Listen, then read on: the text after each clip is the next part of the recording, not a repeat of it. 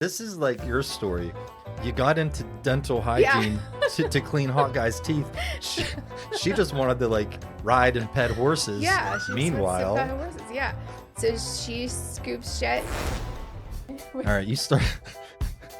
I already started. What are you talking? Oh, I feel zero resistance. Grab that Penelope Estate collection. I don't have my glasses. Oh, jeez, old lady. Tell me when. I'll- If you saw my basement right now, it looks like Dexter's like playhouse. I have so many random like body parts and like Knives and scalpels and yeah, instruments. Like, Josie was like, I want to use the Peloton treadmill down there, but like it's also super creepy. And you're seeing these men and women that have been through hell. How do you not hate the world when you see stuff like that and how people have been killed? There's definitely lasting effects, man. Like there are things that I'll never unsee or unsmell or get past. We come up to a vehicle pulled over on the side of the road, and there's a gentleman who's clearly in distress. So I'm with two Marines. They get out, they're gonna go like marine it out, figure out the situation. In the time that I'm like trying to navigate through what to do with this scenario, the father had pulled a gun. Welcome to the Barbells and Bourbon podcast, where you will find strength in stories from the comfort of my home. I am your big, bald, bearded, barbell lifting, bourbon drinking son of a bitch, Sean. And joining me today is Heather Edsall. Hi. Welcome to our home. Thank you. It's great. It's been a long time coming. I Been know. trying to get you on here. Yeah, we've had some scheduling faux pas. So you didn't have your voice the last time. And then before that, I think it was my fault because I was died or something. Something small. Some minor excuse.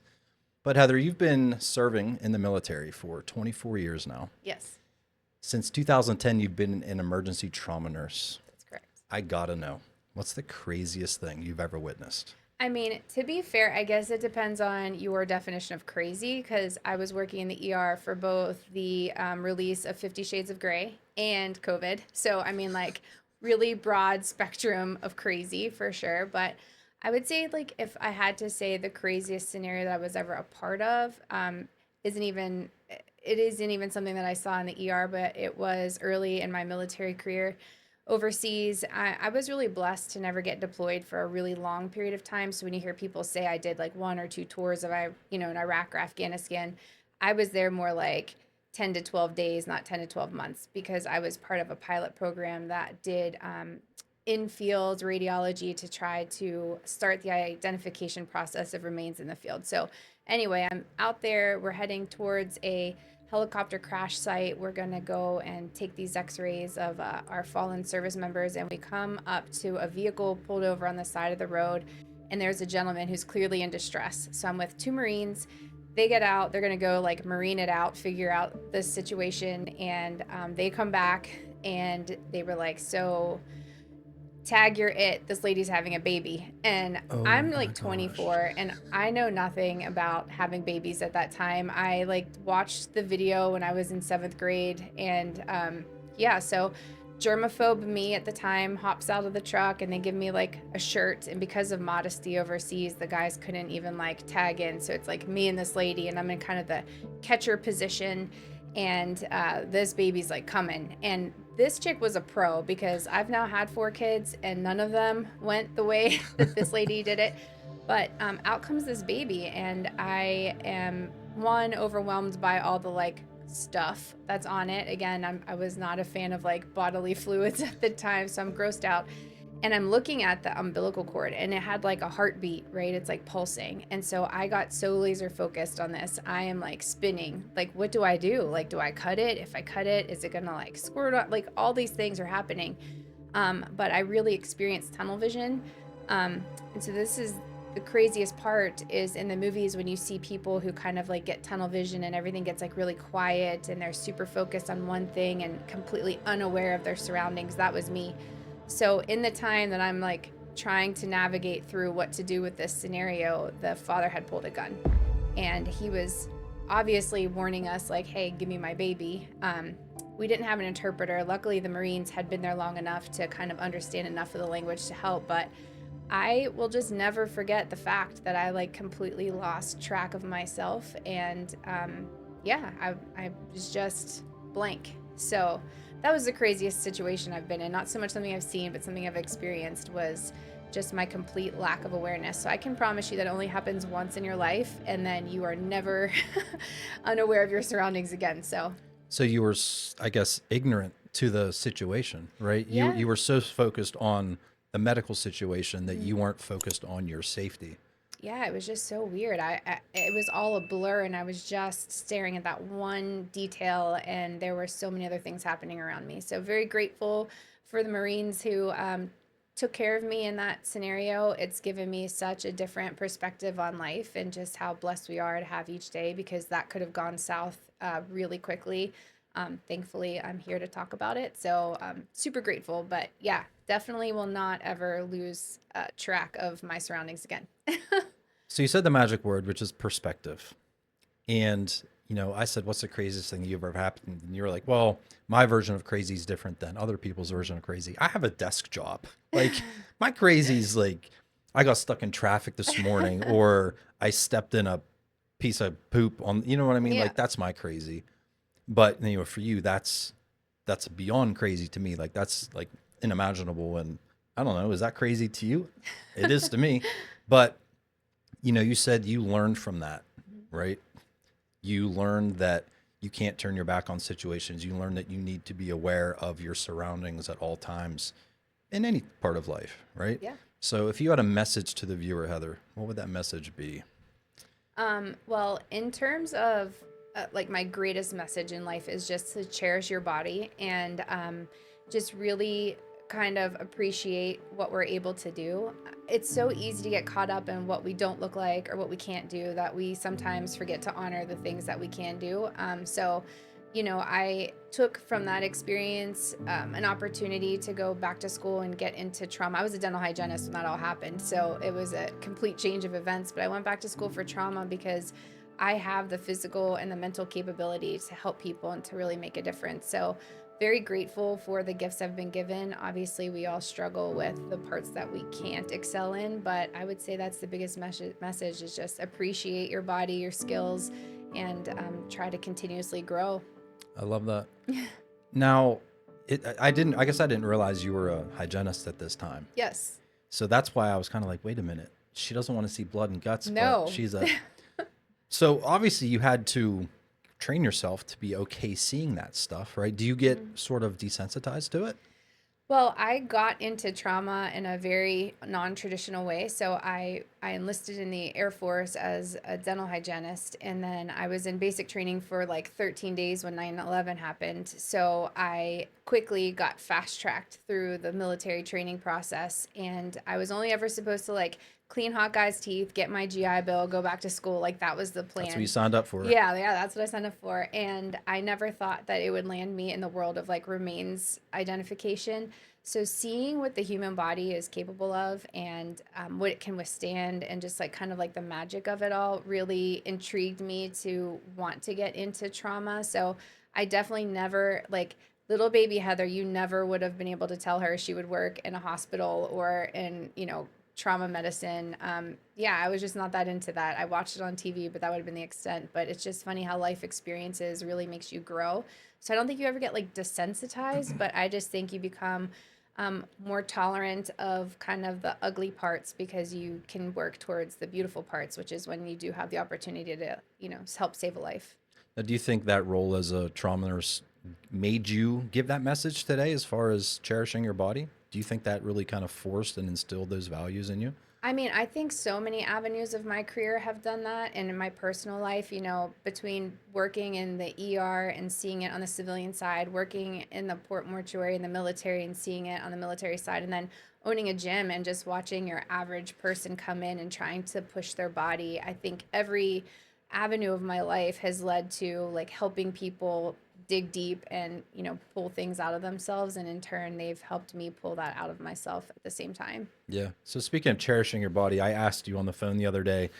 I kind of assumed that you wouldn't be drinking bourbon with me because I knew have that. no idea why you would assume that. Well, I knew you were in the fitness, and I knew that you take care of yourself, and I never want to default to assuming that my guest is going to drink. Like, I think that's a worse Fair. assumption No, than, that's fair. right? So I was trying to be polite about it. And you're like, wait a minute. No, I drink. I drink all the time. Well, I'm you didn't pretty say all sure I the was time. like, I have 4 daughters in a 24-year military career. So I think that's like breakfast. No, I'm just kidding.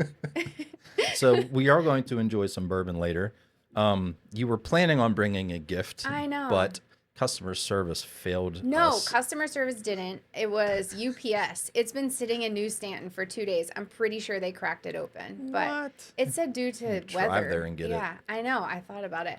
So when I was in Montana, I was introduced to like this amazing. It's not full bourbon. It's like 60% bourbon, 40% Canadian whiskey. I think it's like super smooth and tasty.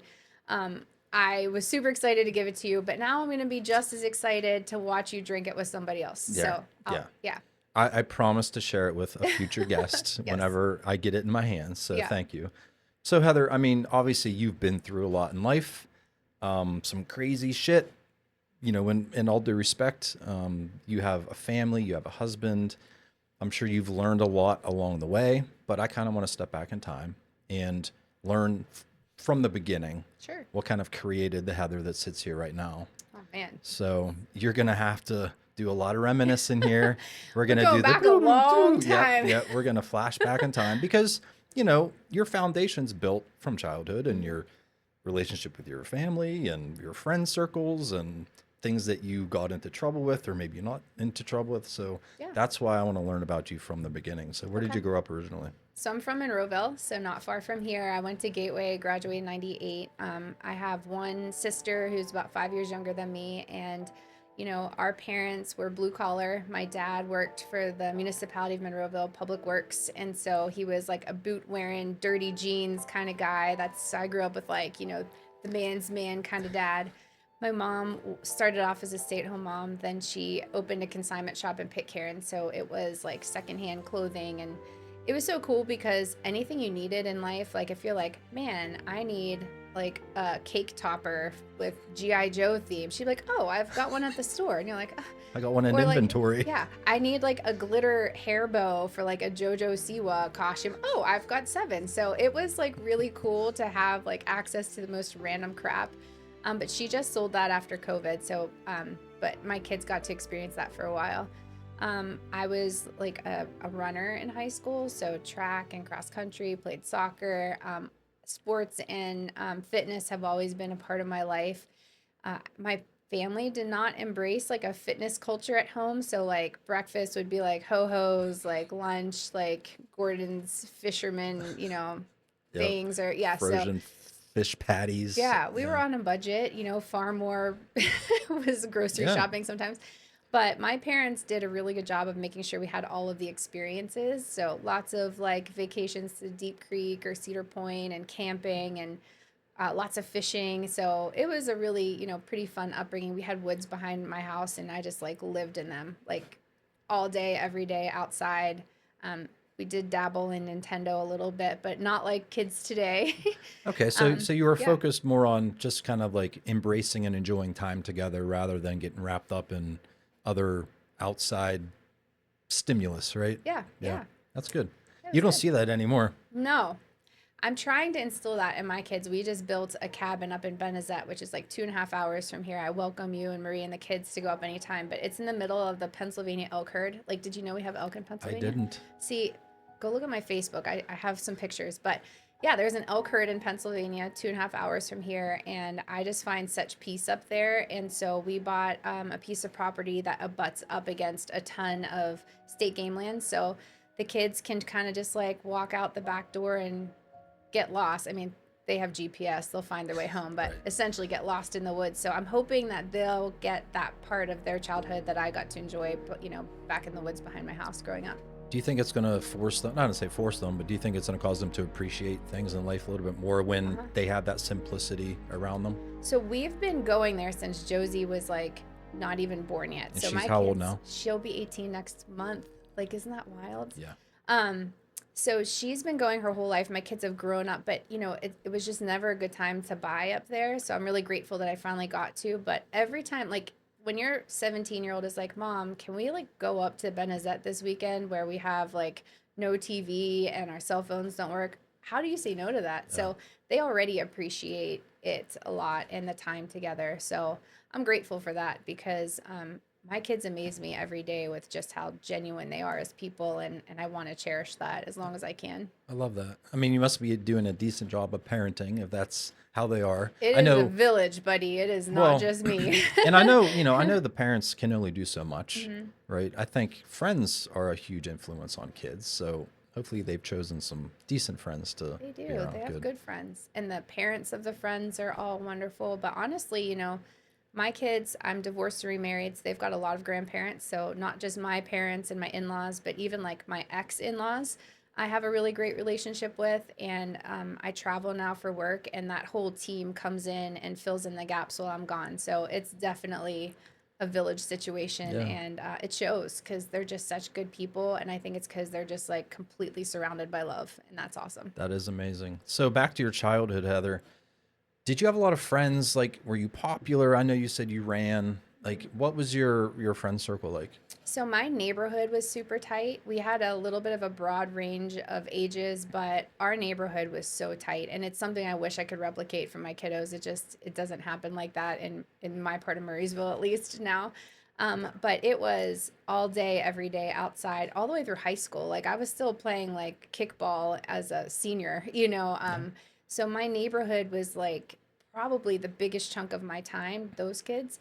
But then a lot of the athletes, the soccer team girls were always really tight. The track and cross country girls kind of crossed over. So it was always pretty much those folks. It was always the athletes that I hung out with. And it's really interesting to watch how many of them kind of stuck with sports as they went through like college and after. So it's kind Yeah. of fun. That's one positive to Facebook is kind of getting to see where people's journeys took them. Yeah. Stay connected. And that's kind of how we stayed connected is hmm through social media because we didn't really know each other that well. So the way that Heather and I met, you used to own your own CrossFit I gym. did.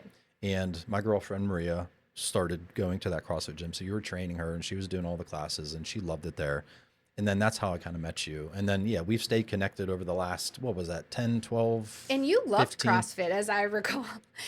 I mean, you were really happy every time you came. So I remember that very vividly. I feel the sarcasm. No, I did not love He was CrossFit. miserable. I mean, look, CrossFit is a whole different experience if you've It never done it. is. It is hard as fuck.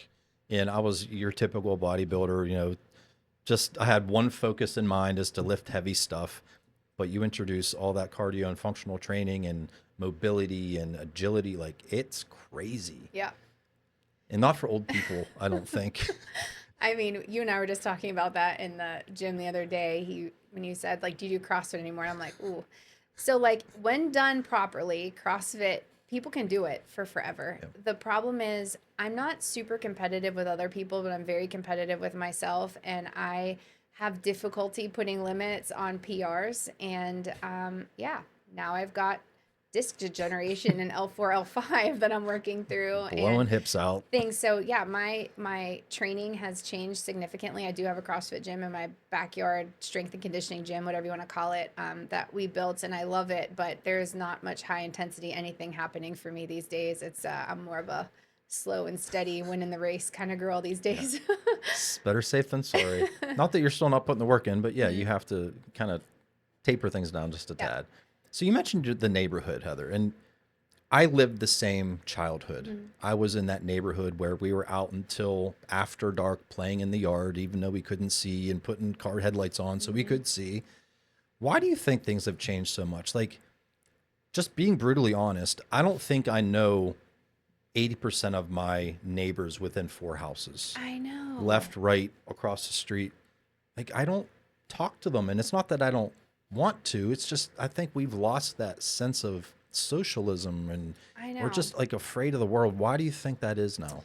I'll tell you, for me, I got a little bit jaded working in the ER and seeing how many people that I know are struggling with some pretty serious issues who also have children my children's age. So it became difficult for me to trust other parents because I would have them come through the ER as an overdose, and I'm like, oh man, my daughter just had a sleepover there the other day, and so I have very close friends who have struggled with different issues over the years, but it does get more challenging as your kids are not, you know, in your care, and they're in somebody else's care, the things that can happen. So I don't know. My parents really were able to trust our neighbors a lot. Now it's just harder to kind of like bond. Everybody's so busy. There's not big neighborhood picnics as much. And so for me, I don't know. I guess I was a little overprotective, and I never really allowed my kids too far out of reach too easily. So it's just a different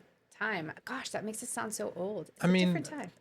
yeah, I mean, that was a long time ago. I know. It's Yeah. like 25 years ago. Hmm. Now, for me, if you're my neighbor and you're watching this, come say hi, bring me a pie, like, Or and I bourbon. should, or yeah, bring, yeah, yeah, do what she said. Same. But I mean, I don't know why. I mean, look, we were busy 25 years ago too. Mhm. You know, to say Sure. we're all busy now, I mean, that's kind of a shit excuse. Not saying that you just gave me a shit excuse, but No, things but things yeah. really haven't changed. Yeah. I think just society has changed. I think we're so focused on the screen Mhm. and not so much what we're actually looking at with our own two eyes. I agree. I And don't let my kids have social media, so it's been a huge tug of war, a mom tug of war for sure with them over the years. I'm so grateful, and they don't even bother me about it anymore. I think at first it was just like they didn't know what they were missing, but then as they've watched their friends kind of struggle through different bullying or like a post and obsessing over likes, they just kind of lost interest in it, and I'm happy for that because they, I think, feel more present. I don't know if I'm right, but it feels like they feel more present. I almost guarantee you're right. And social media is destroying kids. It's destroying adults. I feel more free and less stressed the longer I keep my phone Hmm. on the table. You know what I mean? I do. Like, because once you pick it up, and the apps are getting creepy, they'll start sending I notifications know. saying Heather just commented on so and so's post. It's like, I don't, no offense, but I don't give a shit. Or have you seen so and so's new picture? It's like it knows when you haven't been on I in know. more than 30 minutes. I And know. it's just like, hey, look at me, remember me? Mhm. That's scary to me. It is. I have a hard enough time like worrying about myself, and then to like have time in my day to like worry about what everybody else is doing is just Yeah, your too much. friends made a post. Yeah. Yeah. But I mean, some people really enjoy it, so Yeah. I mean, to each their own. yeah. But all right. So let's go back to school. Yep. Get good grades. Heck no, I hated school.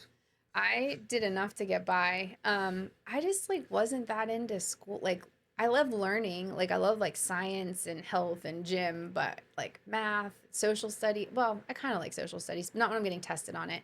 But it just like wasn't my jam. I don't know. I'm just such like a hands-on kind of person that sitting in a desk made me crazy. Thinking back, like now how they, I have a daughter that's dyslexic, and so she's been through every one of the different types of testing, and they throw labels. But I probably definitely would have been on the high end of like the Some spectrum. hyperactivity, Yeah. yeah, because I just couldn't sit still. So no, school was not. Now when I went to college, it changed because I was paying for that at first. Now, my GI Bill eventually did, but so when it had like a monetary tag to it, I definitely got more focused. Well, But you're investing in your own yeah. education at High that point. school, it was just enough to get by and not get kicked off of the sports teams. And I think honestly, like high school, I did the same. My middle daughter, she just turned 18 too. Oh, She painful. just got straight A's for the second time in two reporting periods. I I'm just know. like, you My overachiever. I kids are love you so much so smarter much. than me. I Right. know. They're showing me up. But I hate to say she likes school, but she's never disliked it. She loves to read. I think she likes to learn. And yeah, I mean, she's just good at school. Not Good that for she's her. not smart, but Yeah. and then my younger daughter, on the other hand, and Alexa, if you're watching this, I'm not teasing you, but she despises school. But Hmm. I think it's a lot because of the social aspect. She has a Yes. lot of anxiety, and she's not a good test taker Hmm. because she's always worried about something, and But yeah, so I get that. yeah, I guess you kind of would because that's kind of how you were in a Hmm. way. But so you went to college. Where did you go? I started at CCAC, and then my high school boyfriend joined the military, and he got stationed in Montana. So I like hopped on a bus and drove out to Montana. I love you. I'm coming with you. And started going to college out there. So it was really cool. I went to Montana State University in Great Falls. Ended up getting a scholarship randomly, and so I was kind of all in on that. But they started to restructure the program there. So I was in dental hygiene school, and they were moving that program to a different campus. So like having already moved from Pennsylvania to Montana, kind of not with, my parents weren't thrilled with that. I don't know that I exactly had their blessing and all of that. To then be like, now I'm going to switch to another part of Montana and kind of like reestablish. It just wasn't for me. So I enlisted in the Air Force. Why did you get into dental? Like, where did that interest come from? I didn't have an interest. My dentist was like, you want to know it's a really good paying job with a 2-year degree? Go be a dental hygienist. And I'm like, sign me up. That's all you got to hear, the magic words. He was like, yeah, it's like one of the best paying, associate degree. And like, again, I didn't love school. So my aspirations for college were not that great at the time. And that changed as I grew. But in high school, I was pretty cool with like the short, easy route to making a decent paycheck. So okay, that's how it started. So you go from school, coasting by, to college where you kind of applied yourself to join in the military, which is pretty much the most disciplined you have to be. Tell me about your experience there. I mean, I didn't know anything about the military because living in Pittsburgh, there's not like a huge military presence here. We do have bases, but I had only had one experience, and it was in a Giant Eagle video. For those of you who might remember what that is, I do. Aging myself. There was like, we'll call him an army guy, in uniform, getting his, and I just remember being like enamored looking at him because I thought that the military was like all MASH, like everybody's living in tents and everything is like crazy all the time. So being out in Great Falls and being near Malmstrom Air Force Base, it's not like that at all. It's like a little town, and it's super self-sufficient. So from gas stations to grocery stores to the people who salt the roads, like everything is owned and operated by the military. And you could close the gates of that and be fully functional as a community at any given point in time. And it was just very different than when I thought. So when life got weird with college and trying to decide what to do, it seemed like an easy answer for me. So I signed up in Helena, Montana is where I had to go for MEPS. And I did that in August with an October departure date. So I drove home like the following weekend to see my family for some time before I would go. And the day after I got home, my recruiter called and was like, hey, funny story, your date got bumped up. You're leaving tomorrow. And I was like, holy cow. I was not even like remotely ready for that. So I remember like going to Walmart to get my discreet white t-shirt, like blue sweatpants, like nothing to make you stand out because you're leaving for basic training, and all my like toiletries. And I was like literally gone the next day. And 13 days. And what's crazy is as I was leaving, my parents, we're not a big military family, so they didn't know how to take it on. I'm like, it's not like there's a war or anything. I'm just going to get my GI Bill. It's all cool. And then 13 days later, 9/11 happened and completely changed my life. So you joined boot camp 2 weeks before 9/11. Yes. I bet you didn't see that coming. I did not. So I left August 28th, 2001. Again, gonna just kind of come in, do my 4 years, get my GI Bill, use this as a stepping stone. And we were doing KP duty, which is like kitchen patrol. So that meant we were going to be working in the kitchen that day. And the beauty of this is that on the day that you work KP, you get to like eat more. So I was like super stoked because anybody that knows me, like I love food.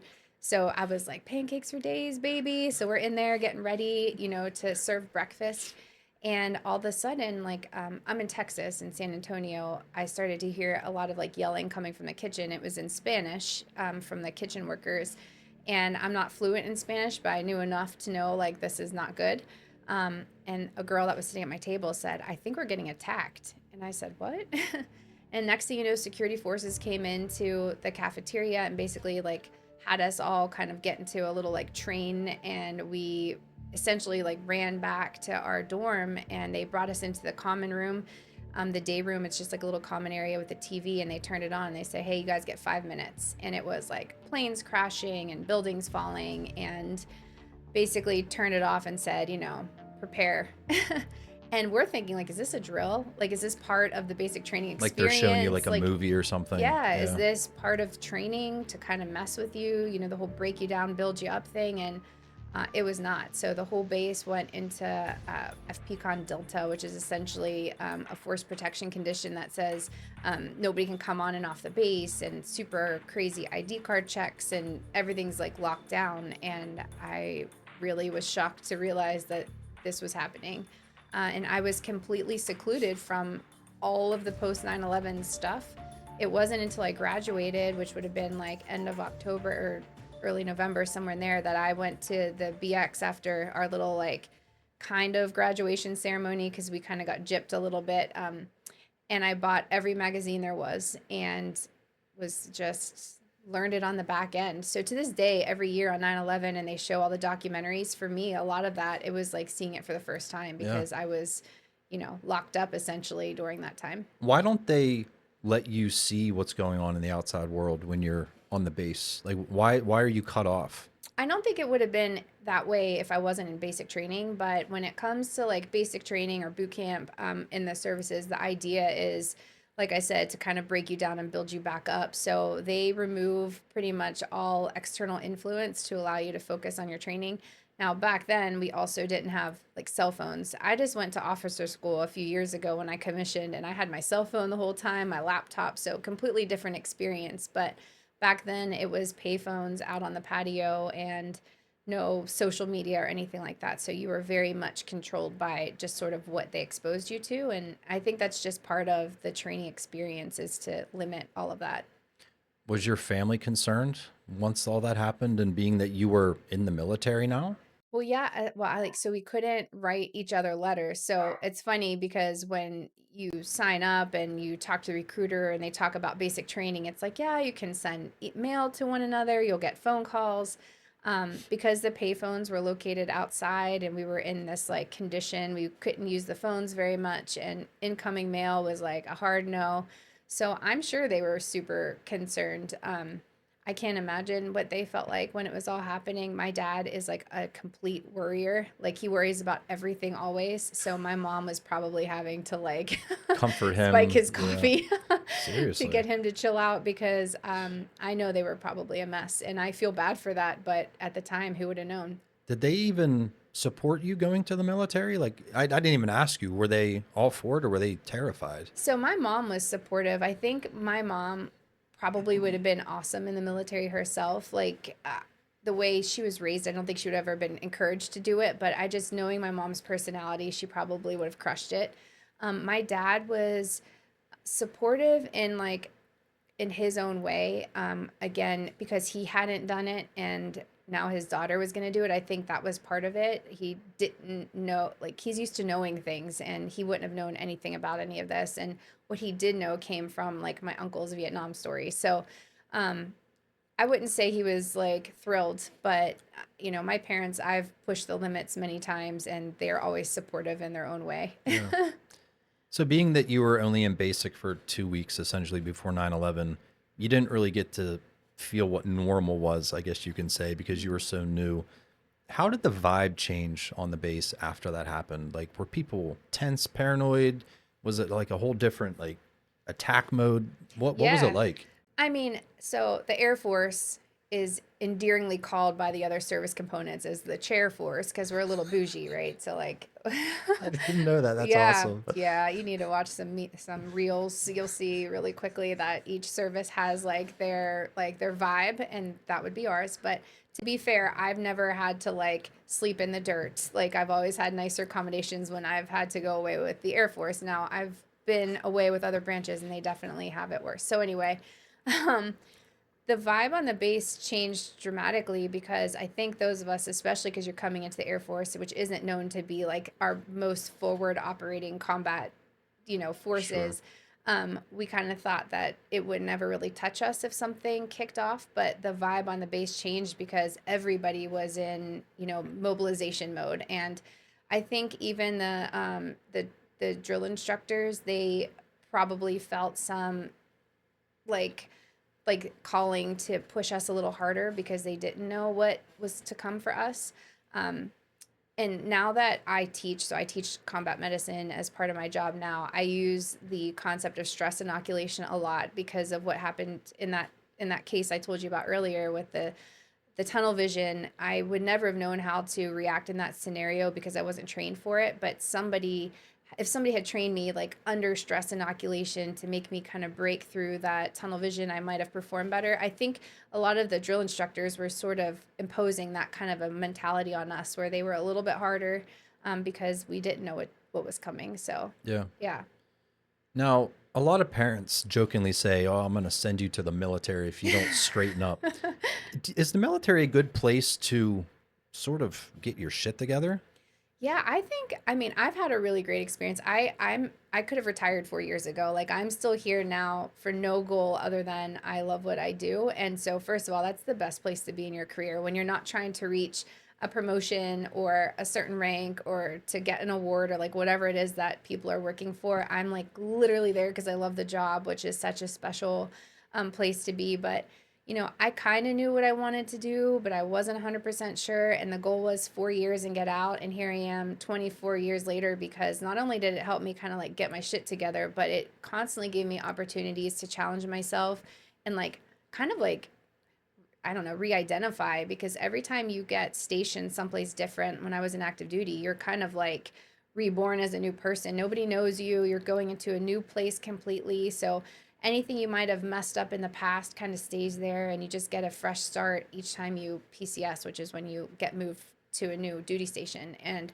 so my 6 years of active duty, I think really gave me direction and vision. And yeah, so anybody that isn't sure what they want to do, the beauty of it is you sign up for one job, and if that job doesn't do it for you, you can cross train and change career fields completely. So you could go from being a dental hygienist to like a C-130 engine mechanic, and whatever you want to do, the opportunities are kind of endless. That's wild. Yeah. I didn't realize there was that much of a variety of jobs that you can do. I honestly, I didn't even know what jobs are in the I military. mean, literally everything. It's crazy. Like I too, and then every service component has some additional things. But we run full-fledged hospitals, so every single medical professional that is likely somewhere in the military, including like veterinarians in the army.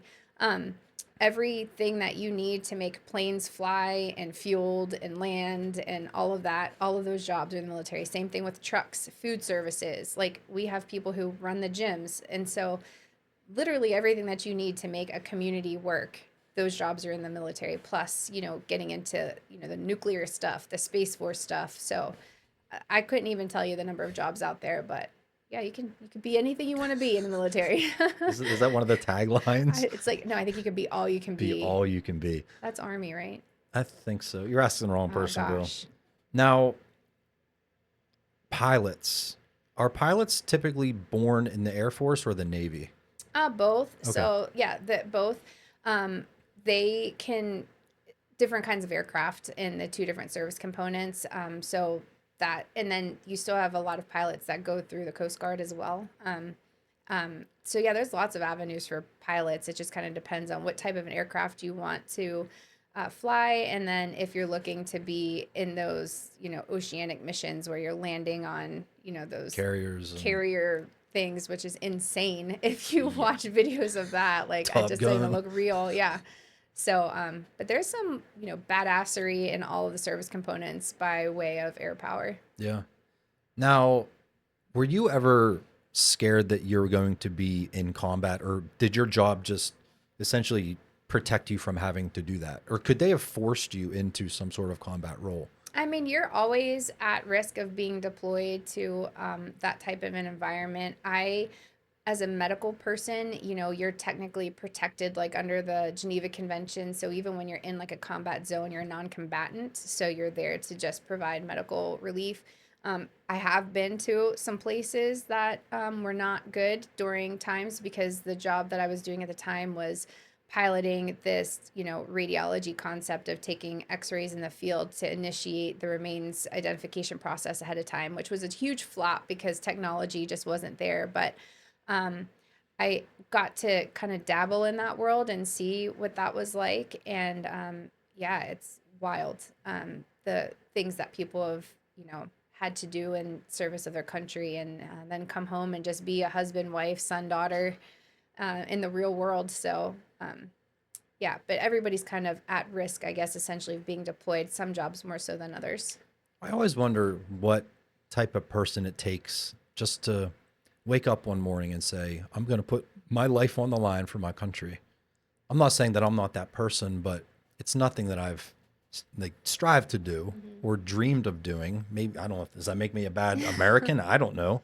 But I've never been like, oh, I want to go fight on the front lines for my country. Like if I were deployed and got caught up in the draft, or Yeah. is that still a thing? No, the draft isn't currently a thing, but I mean, it could be a thing at any time. Yeah.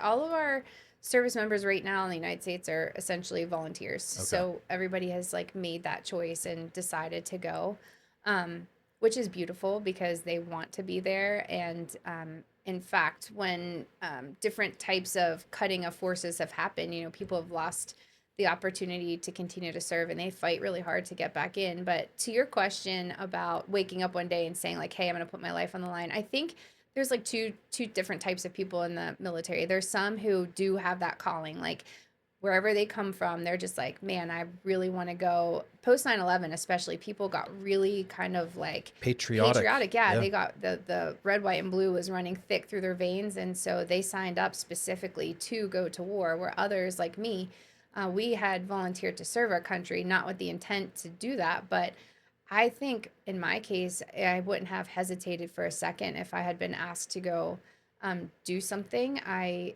I love what the military has given me, and I love my country, and I love people in general. And I probably would have done just about anything I was asked to do Yeah. with like happily. And I'm not saying I would have turned down, if I was asked to Hmm. do it or drafted back in the day, I wouldn't have been like, no, no, I'm not going. I would have absolutely gone. I'm just saying Yeah, but it's there's some nothing that, people who like definitely were ready, yeah. and yeah. I wonder if those people grew up with maybe some baggage. You know what I mean? Maybe. Like, I like it's just so fascinating to me, like the different Yeah. types of people that are willing to sacrifice themselves for total strangers. What's really cool in the military too is that people come from all over. So, it was funny. My first duty station, I was stationed in Japan for my first 3 years. And so, my boyfriend at the time, we would go over to his dorm a lot to hang out. And his friend circle was super interesting because there was like a guy that came from Guam, a guy from like middle of nowhere, Wisconsin, like a guy from Southern California. So, like, all polar opposites, like hanging out together in a room and like just like watching them, like we would just cook some nights, and so like watching the guy from Guam like make what he makes, and then Wisconsin dude over here like doing his cheese thing. And it was just really interesting because you start to learn maybe why some of the people have that passion is just where they come from is maybe that area is economically depressed and the military has helped in some way or the government has helped in some way, and they really eat sleep and breathe patriotism, and they come into the military. And then there's people like me that just wanted to like clean hot guys teeth and get my GI Bill to start. That changed, to be fair. Like, I embraced the role more once I was in, but that was the initial superficial goal Yeah, coming once you realize that's not what you're going to be yeah. doing. Yeah. No. What's the favorite country you've ever been at? Lithuania. Yeah. Okay. So I mean, I've been to a lot of places, but when I was active duty for 6 years, and I was in Air National Guard for 17, and our state partnership was with the country of Lithuania. And I went over there not long after the Ukrainian conflict started. And if you look at where Lithuania is on a map, it's in a very contested area between Russia and the Ukraine. So I went there to help teach combat medicine. We were doing their tactical combat casualty care training, and I learned very quickly that they just don't have the governmental support that we do in terms of how they're able to treat casualties. So they do not have like a walking blood bank program such as the type that we have here in America. So if we're at war and I get shot, we have the means to be able to take blood from somebody else in a very specific manner and be able to transfuse it into me. But in Lithuania, they're not allowed to do that. And in fact, their physicians, their doctors who are in the military aren't even officers, they're enlisted. So it was really interesting. But to go and train with people who were preparing for potentially having to utilize these skills on their family members, like they were so fearful that their house could get blown up. And so to work with those people of that mindset was like the first layer of awesomeness in Lithuania was just like where their heads were. And then they take you out into the town, and it's just beautiful. Like, they have some of the best lagers if you drink beer at all. Like, their lagers are like the best I've ever had. Their culture is amazing. The landscape is beautiful. The history is incredible. So, And you were there somewhat recently, right? it was a couple years. Okay. And then obviously Japan. I mean, there's nothing like Japan. So I Yeah. was there for 3 years, three best years probably of like my younger life, and just an amazing country. If you ever get a chance to visit, I would highly recommend. What's your least favorite? Are you allowed to say? Yeah, I didn't care for Turkey. There's a lot of like gender stuff there, and so as females, I didn't have like the best experience in Turkey. But to be fair, it's not the whole country that's like that. I think that was just a one-off in the area that we were in. But that if I could never go back to one place, it would be specifically that trip. Yeah, that's fair. Now, speaking of, you said being a woman in Turkey, what is your experience being a woman in the military? I mean, it used to have a different stigma, I think, a long time ago.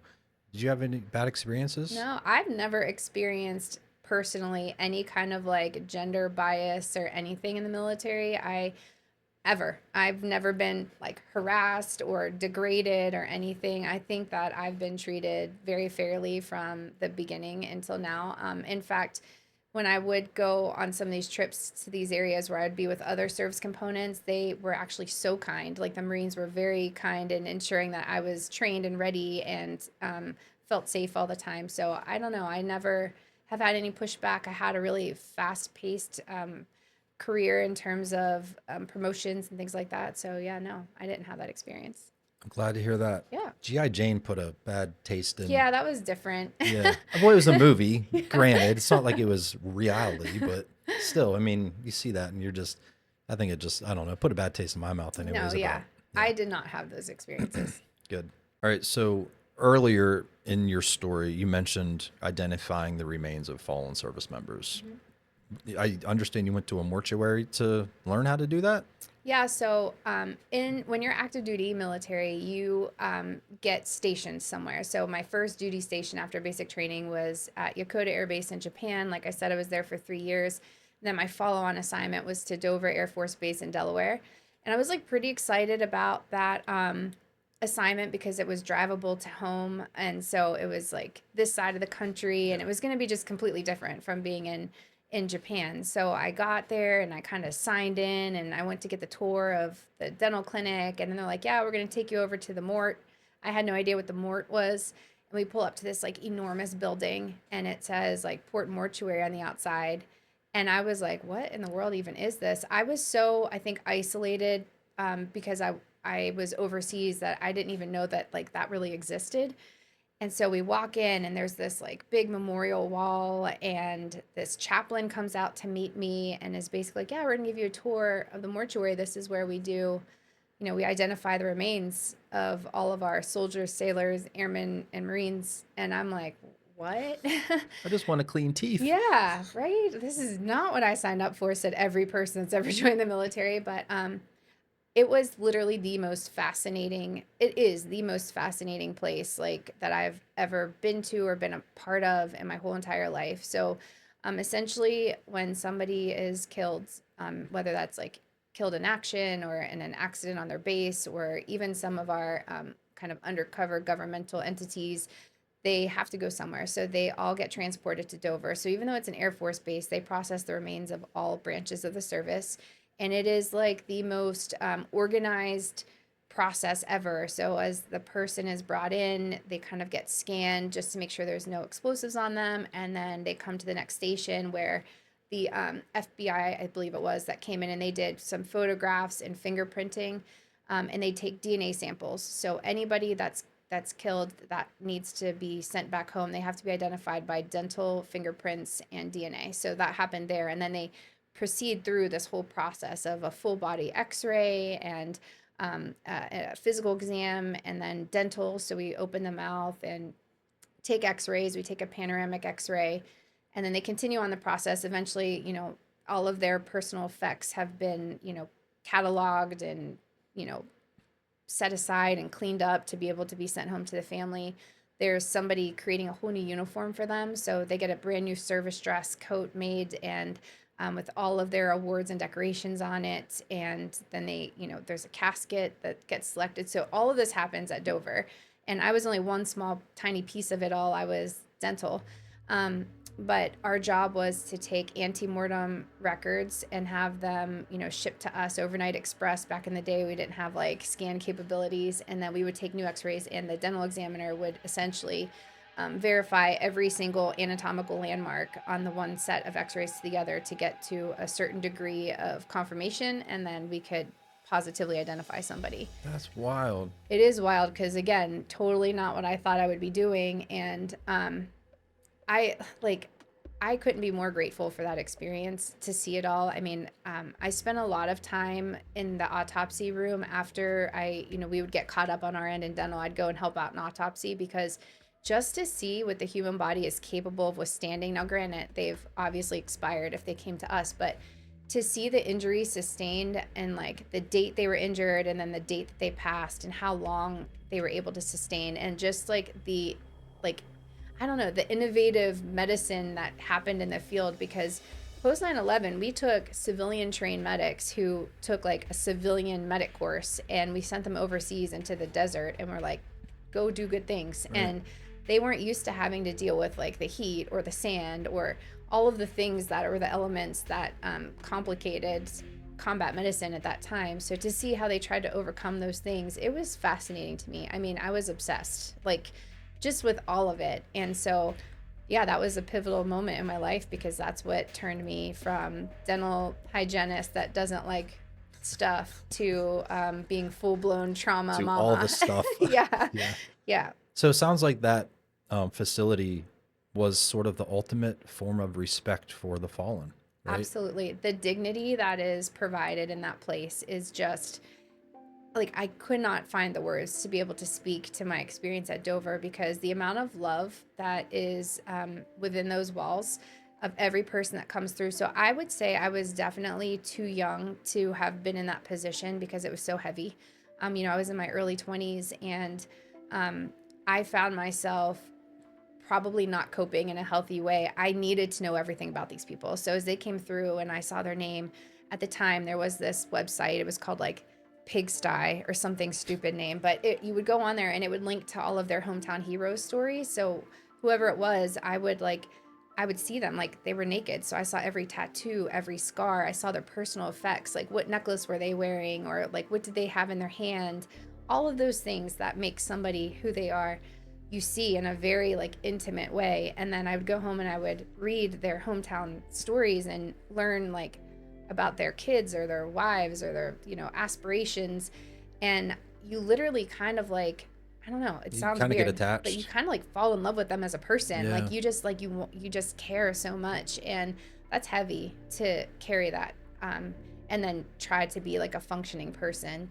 And at the time, there was just so much volume coming through. Like, I was there during, some of the most devastating years of the war. So they just kept coming. And there was no way to kind of like breathe in all of that. So we had a chaplain who I credit a lot of what sanity I have left to, because he would do check-ins. To say that you don't battle with like faith and things like that when you work in that environment would be a huge understatement. And then just like, there's so many little triggers from that, the way people were, like, the way combat was back then was messy. They would fill IEDs with like jacks and Tonka trucks. So you would get somebody that comes in with like penetrating chest trauma from like toys. So it's funny how years and years later that still resonates with you, Like, I was at Target during their gold jacks era, where they made these like giant gold jacks, like the toy. And I'm like just casually walking through with my kids, like trying to get them to not buy every water bottle in that section. And I like saw it and I was just like dead in my tracks, because, it's just crazy. Yeah. Because I know that as a piece of shrapnel. And I don't know. It's just. That's like PT. Is that considered PTSD? Like, what is that? Yeah, like on paper. I like to just say it's like my life experience. Yeah. But, there are a lot of people who I worked with at the mortuary who did not fare as well as I did in the end. I was able to take all of that and kind of like formulate it into a very profound appreciation for life. And so my kind of like negative experience has benefited me in a very positive way, where some of my colleagues, unfortunately, it was the opposite for them. And so, yeah. So, I mean, there was obviously a lot of love and respect in that facility, but I mean, you're seeing these men and women that have been through hell. How do you not hate the world when you see stuff like that and how people have been killed? Yeah, that was a really big struggle for me. And that's kind of where I was like leaning on the chaplain a bit, because I was getting so angry. And I'm not an angry person, but I had like so much anger and I wanted to like make it right. So since that's not possible, like there was nothing that like just little old me could do. I did make it a kind of like my vision was to at least make those people matter in a different way. So I have literally dedicated my life since then to training people out of making mistakes in the fields in terms of combat medicine, and telling the story of the mortuary or stories of different events that happen to try to like keep their sacrifice and their memory like going, because there's nothing I could do to fix what was happening then, but to be cautious that I didn't kind of go down the rabbit hole that you're talking about and just be mad. I just really tried to take it and like kind of plant those seeds of their life in a way, and water it over the years to try to just keep their memory kind of like blossoming. Yeah. I guess it's comforting to know that there are people there that are kind of proactive in the mental health aspect of Mm-hmm. things. Because, yeah, you were a dental hygienist thrown into, again, it was a dental field, but you're seeing dead people that have been killed every possible way, right? Mm-hmm. And knowing that that's probably going to fuck with your head, Yeah. and having someone there to support that, that's comforting to me. Yeah. I mean, one chaplain to all of those people wasn't quite enough. It's interesting because when you get deployed, if you see something tragic happen, when you come back, they have some decent programs in place to help fix that, or help you through fixing that, I guess you should say. And at the time with the mortuary, since what we were experiencing was not overseas, it was stateside, I think it was overlooked a little bit. And I do believe that over time, they've caught on to that and done a better job of supporting the folks that work there. And thankfully, the census there has gone down significantly. Like, we're not seeing hundreds of, casualties coming through Sure. there like we were then. But there's definitely lasting effects, man. Like, there are things that I'll never unsee or unsmell or get past. And it's been 20 some years, but sometimes I'm totally fine. And then, like this summer, I went through a really stressful time. I transferred from the guard into the reserves. And I think like stress has a way of exacerbating like things that you're suppressing. And I've always struggled with some food aversions, but man, it hit me like a ton of bricks. Like, I was incapable of like being in certain, like around certain foods or eating certain foods or smelling certain things. And it's like hard because you're just trying to like be a normal person in life, and then you have these kind of, I don't want to say triggers because that's like cliche, but it was kind of that. And Yeah. even like 2 weeks ago, I'm in DC and I'm with my favorite people that I work with, and they wanted to go to Korean barbecue. I'm like, heck yeah, let's do it. Like, I love food. And they bring out this meat like extravaganza, and I'm all for it. And then he like pulls out a pair of like scissors and he's like cutting this meat, and it was like the sounds and then like the sights of it. And then like I took a bite and it was like too rare, and I was just derailed for like 3 days. So it's wild how our minds are so good at suppressing some things, but every now and again, like the cork pops, and we have to kind of like release some of that. I can't imagine compartmentalizing all of the stuff that you've experienced and not be expected to break every once in a while. Mm-hmm.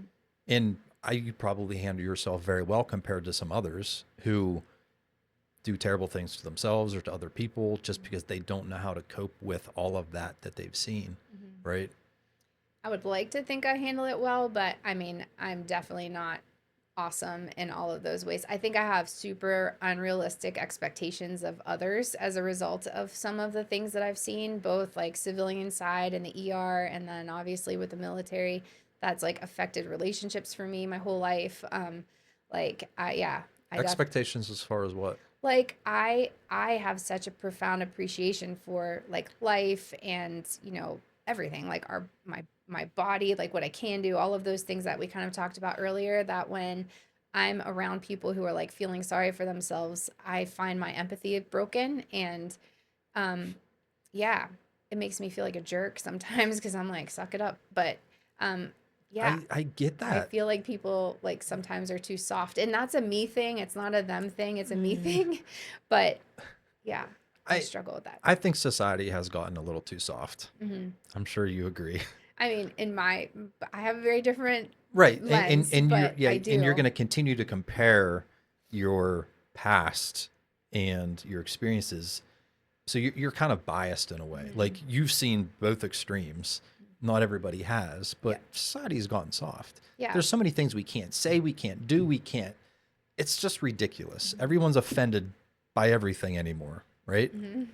And I don't I know you have to be careful what you say, but I'm not going to ask you any like loaded questions around Yeah. that. But yeah, I mean, I can't imagine dealing with all of that stuff that you've done. Now, does your family, are they kind of like aware of some of your triggers? And No, no, I really don't talk about it. So this is like a very this is weird for me right now. Because I really don't talk about it that much, but the reason, like, I've watched your podcast and I see your guests like let down their guard and talk about like the things that they probably don't tell their families and stuff, and for the betterment of others. So that's why I'm able to kind of like let it down here. But yeah, because especially like being in the military. So I'm at that Korean barbecue sitting with like two Marines who have probably done crazy stuff in their careers. Like, and here I am, like, oh, I can't eat this meat. So there's this kind of like weird, like, where do I belong and all of this thing. But my family, I really try to avoid stories about the morbid parts of my career because the majority of it has been good. And I also feel like ignorance is bliss. Like sometimes I just don't want them to know. But I have started sharing with my older daughters different things because as they go out into the world, like I think it's important that they understand like where I'm coming from, why I am the way I am with them. I'm definitely like kind of strict, but also super cool in terms of giving them crazy life experiences. Like I don't let them have social media, but I will take them to like Country Fest and let them be around all the hammered people because I want them to learn how to navigate like those oh, scenarios with me. So, um, yeah. I think there's healthy ways that you can share some of those stories with them, right? You Hmm. don't have to go into gory detail, Hmm. but I think they'll appreciate what you've gone through more. And it's probably going to make them appreciate things in life that, oh, mom had to do all this. All I have to do is wash the dishes today. You know what I mean? Like, Yeah. in my fantasy world, kids would appreciate everything Yeah. knowing what their parents have been through. But As they get older, though, I am seeing that. Like, well, you've met Josie and then Maddie, my next oldest daughter. Like, they're really starting to ask like good questions and understand things. The job that I do now takes me away a lot. Like, I'm gone 170 or so days a year. So I'm missing a lot for them, but they're starting to like really understand what it is that I'm doing and take interest in it. So that's kind of reassuring so that, they at least, there's a little bit of like legacy I'm giving them on who I am and why I am the way I am. yeah, makes sense. Now, being you travel so much, do they still miss you, or is it just part of mom's job? Definitely don't think they miss me that much, but it's not because, I mean, they're so busy, like Yeah. teenagers now. So like Josie works at like a local sports bar restaurant that's very busy, and so she's like moving and grooving, doing her thing, making money. And then Maddie is like super into horses, so she's either cleaning stalls or riding them and balancing friends. And then Gigi, who's 11, she's just all over the place because she kind of goes back and forth of visiting her dad and grandparents and all the things. And then the 4-year-old is just a psycho. So she doesn't. They're just so busy that I think like they miss me as a person, but I don't know that they recognize the time as much. I am gone like the entire month of May, and so I think it'll hit on that particular month. But for the most part, they're just busy. Yeah. I guess that's not a bad thing. Yeah, no, I, it's good. I'm just happy they're happy. yeah. I used to travel a ton for work. Luckily, I don't have to anymore, but at first it sucks. It totally sucks. Like it's heartbreaking saying goodbye at the airport or goodbye before you leave for the airport and Mhm. and then after a while, they don't even know you're gone. I know. It's The like, funny part is though, they think it's a super like glamorous lifestyle. They're like, oh, I'll be like, I have to go to Hawaii. Now, for me, it's like I'm flying all of those hours to get to Hawaii for a 4-day meeting and then flying back. So it's really not sexy. But in their mind, they're like, but you're in Hawaii. And I'm like, yeah. And I have like an arthritic neck and like sciatica and everything else happening from sitting in these plane seats all this time. It's not sexy. But, my missions do take me to some places. Like next week, I'm in Sykeston, Missouri. But the week after that, I'm in Puerto Rico. So, like, there's some cool places, but it's really not. I mean, I'm a regimented person, so just like trying to like eat and exercise and sleep and unpack and pack. It's for me, it's not the jam. You got a little OCD in you? No, I just like once I figure out something that's working for me, I just kind of want to stick with it because it's like again, we're getting older, so metabolism is different and like I require a lot more sleep than I used to and all of those things. So I wouldn't say it's like so much OCD, but definitely like I have patterns that work for me and this travel life is not conducive to that at all. This mattress made my back Oh hurt. my gosh, it's so bad. I bring my own pillow. Like I am so You old are right now. officially Yeah, old. I am like 84, not 44. How does your husband feel about you being in the military still? I mean, did he expect you to continue to do this? I mean, because you could have retired. I don't know. Well, I mean, we've only been together, well, he was a member of the gym, so like Yeah. he kind of knew my life and my situation early. And then like our relationship really kind of stemmed from him being like so helpful because he would help at the gym and then when we dated, he was like helpful with the kids. So I think he kind of knew what he was signing up for a little bit because 3 of the girls were mine before I even knew him. And then we obviously had the fourth together later, but he's like really good at just like kind of juggling all of that. I don't know that we had an expiration date on my career really set, so at least he doesn't tell me that it bothers him, but I think we're okay on Yeah, that. and Now, again, I don't know, I Jason, are know we good? nothing. Like, Yeah, I didn't talk to him before this. I don't know any information, so this wasn't like no, any a yeah. setup. But yeah, I mean, I was just curious because I'm sure it would be tough, you Mhm. know. And I don't want to say I'd be like, are you done yet? Yeah, But he's got to be proud too. I I know think I so. would be that you're still serving your country, even though you don't technically have to be. Mhm. You're doing it because you love it. I hope so. The job that I do now is with a super cool program called Innovative Readiness Training. So my job currently takes me to all of these like remote areas, and I set up no cost healthcare missions with the military. So it's a large scale military training exercise with all the joint service components together, and then we basically set up a clinic and rather than practice on mannequins for training, we offer our services to local communities. So when I'm going to all these like crazy places, it's because we're setting up these huge no cost healthcare like clinics and we serve thousands and thousands of people and it's so meaningful and so special. And simultaneously, I get to do all of that like combat medicine training. So I think, them getting to come to see a mission this summer is going to be great because we're doing one in Elwood City, which is super random. I'm usually in like Guam or Saipan or Alaska, and here we're doing one in like Same Elwood City, difference. just totally randomly. But I'm excited because all of my family, hopefully like my in-laws, my ex-in-laws, all of the people who support me, for them to get to come out and actually see what it is that they're supporting is going to be really special. So You actually kind of shared a proposition with me to come to I that did, yeah. Come and on out. interview some of the people. I mean, it's not all servicemen and women, right? Pretty much. So we will be bringing for Elwood City. It's 200 Army, Navy, Air Force, and Marines are the service components that are participating. They're going to live in the elementary school there, so they'll be living on cots in the classrooms, like showering in the locker rooms, and then the high school gymnasium will be our clinic. And people just it's first come first serve. They walk in and say what services they want. We'll do like medical exams, dental exams, extractions, fillings. The Navy will be there making eyeglasses on the spot after your vision exam. The veterinarians will probably be doing spay and neuter clinics. I have to see what types of veterinarians we're getting, but it's just amazing because these are doctors and nurses that are leaving their civilian practices to come do like their 2 weeks a year, Yeah. and then they get to like serve the community. So yeah, there'll be 200 service members, and then there will be some civilian volunteers. Yeah. But Well, I'm going to try to make it because I'd yeah, you love to should. hear stories. I mean, obviously 200-ish stories to hear. I'm not going to get to all of them, but I mean, your story's fascinating. I'm sure there's other fascinating ones out there. So I asked you earlier, how can you not hate the world, being that you saw so much destruction and mutilation of bodies and just death? How do you not hate the world now, being that you have so much, I say, love and support and care in your heart with all of these things that you're doing, and then there's people out there that are just so ungrateful?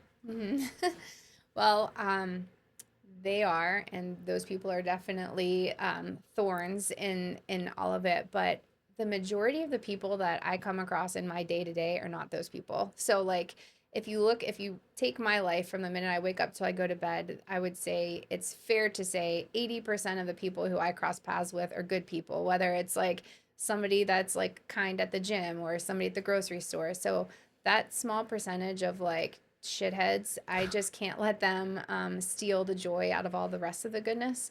And especially because I have four daughters and I look at how much good I feel they are bringing to the world, like positivity and love. And I have to keep instilling that in them, or else we'll let those, crappy people kind of suck that out of us. I like the word shithead. Yeah.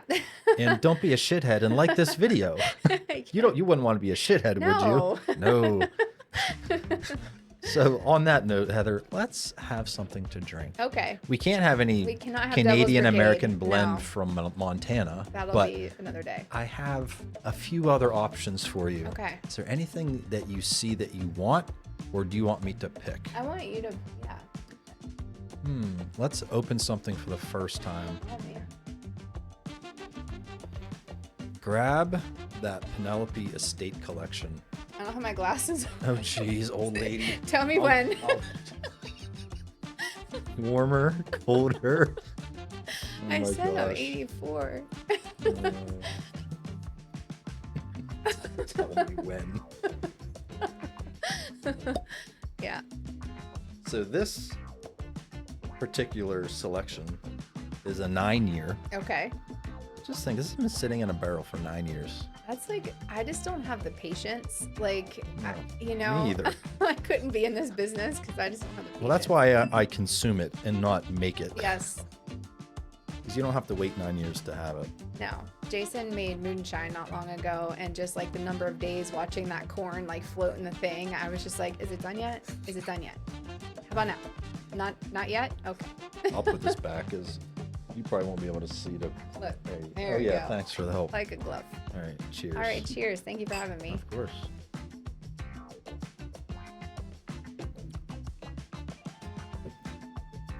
Hey now.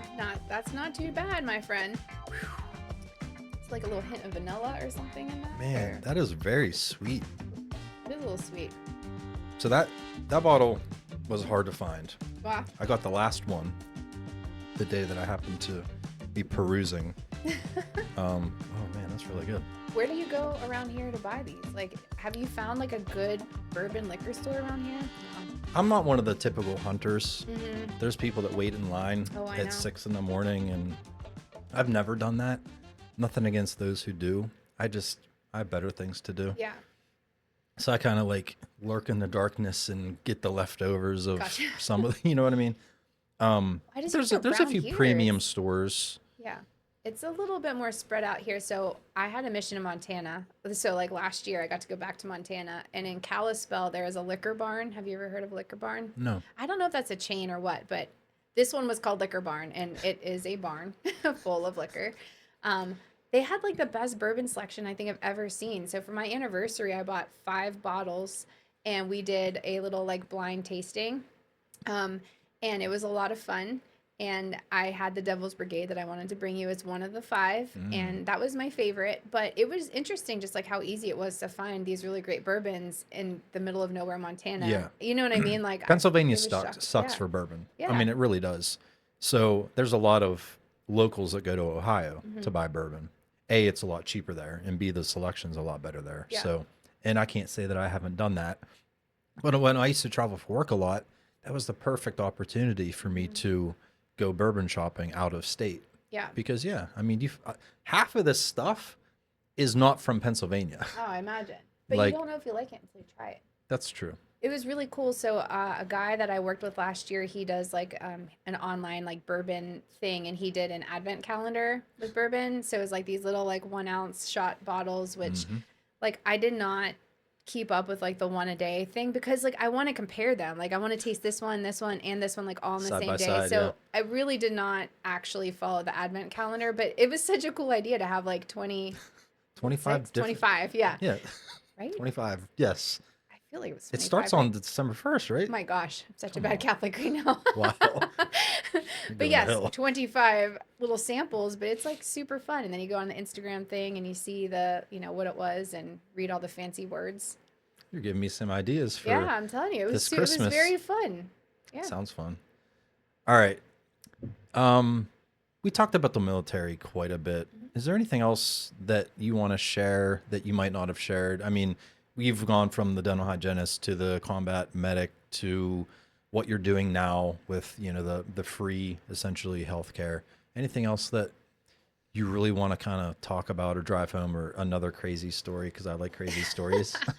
Oh my gosh, there's like so many crazy stories. So I teach pretty high fidelity. Like I told you, I love like stress inoculation for training. And we were teaching up in Alpena, which is one of these like large training sites that they have in the Air National Guard. And so we were running kind of like a full mission scenario, and somebody tripwired one of the doors so that when I like walked in, like this tripwire went off and it set off this like fake explosion and like literally scared the ever living shit out of me, right? So like I had to get payback on this person, right? So I have these like really good wearable wounds that bleed. So like it's like skin tone and you strap it on and it's got like bones sticking out or like giant holes. Like if you come to the mission, you'll see because there will be a mass casualty scenario that we'll be doing out there. And it's got like a little tube and then it has like a little hand pump and like when you squeeze it, it like squirts Squirts blood. blood. And it's quite realistic. And so I pretended quickly to put that on and come out and I'm just like squirting, blood all over the place. So now this poor idiot who tripwired the thing for me thinks that He he just blew a hole in caused, you. yeah, this injury. And I'm like, well, payback is a literal bitch. So here we are. And so, yeah, Oh my God. just fun. So if you're ever thinking about fucking with Heather, don't. I have like Just gallons of fake blood at home. We can make this good for sure. Doesn't everybody open up the pantry? Oh my gosh, when you talk about like how does my husband feel? Like if you saw my basement right now, it looks like Dexter's like playhouse. I have so many random like body parts and like cases and like it definitely is creepy. Knives and scalpels Yeah, and like instruments. Josie was like, I want to use the Peloton treadmill down there, but like it's also super creepy. So maybe can you let me join the gym? Hence why you now see us at the gym together. So yeah, I didn't know that I was the definitely reason made you it joined weird. Planet Fitness. Because your basement's like It's a a morgue. dungeon. Yeah, it definitely is not pretty. Oh my God. Um, so tell me about married life, Heather. How's married life been? Um, Jason's watching. Yeah, so this is not my first go on married life. So I think as you get older and you do it like subsequent time, you are more confident in what it is that like you want and need for yourself, which I didn't identify when I was younger. So when I was married the first time, it was like my whole world revolved around like him and his wants and needs, and we were young and super in love, and so like that made sense at that age. But as you start to get older, and especially like when you're bringing two completely separate lives together, you're very both set in your ways. And so he kind of like had his situation and I had mine, and then you're kind of merging them, which is tricky, especially when at the time I had my three kids involved in it all. But they were huge Jason fans. Like my second daughter, Maddie, was like Team Jason hardcore for a long time. And so bringing that all together and just having somebody that can support your dreams is really important. I think he definitely puts up with a lot of crap with me because I have a lot of big goals and dreams. I probably give too much of myself to others sometimes. And yeah, like either he's really great at faking that he's okay with it or he's like really okay with it. We'll And never know. he'll be blowing up the comments later. I know, Let me right? tell you how I really You'd be feel. like, Sean, let me get on that show. I have something to I have so say. much to say. I mean, I give him a lot of credit to take on a bunch of girls. Like it's a very estrogen fueled house. But it's good. I mean, it's nice to have somebody that wants to see you do well and supports your goals and dreams and aspirations. And I wish I could be as good in return. He just doesn't have nearly as many like hobbies and things like that I do. So I'm trying. I'm trying to be better at that. What did you learn from the first marriage that didn't work out? And did you change your ways because it didn't work out? So it's funny because like my first, so we met in Japan when we were both stationed there, and we were young and we got married. Obviously, I was getting orders. It was like the typical like military marriage thing or whatever.